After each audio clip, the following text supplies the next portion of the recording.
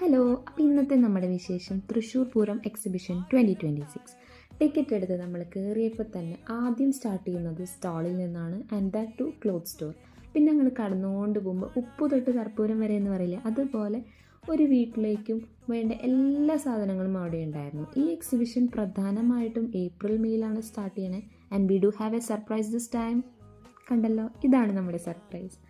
Worth ticket. അവിടെ നമ്മളൊരു മത്സ്യകന്യകയെ തന്നെയാണ് കണ്ടത്. പഴയ കാലത്ത് കൈത്തൊഴിൽ പണികൾക്കും കാർഷിക ഉൽപ്പന്നങ്ങൾക്കും വീട്ടുപകരണങ്ങൾ പ്രദർശിപ്പിക്കാനും വിൽക്കാനും കൂടി ഒരു വേദിയായിട്ടാണ് ഇത് ആരംഭിച്ചതെങ്കിലും പിന്നീട് അത് വളർന്ന് റൈഡ്സും ഫുഡ് സ്റ്റാളും ഷോപ്പിംഗ്, ഗെയിംസ്, എക്സിബിഷൻ എല്ലാം ഉൾക്കൊള്ളുന്ന വലിയൊരു ഫെസ്റ്റിവൽ സ്പേസായി മാറിയിരിക്കുന്നു.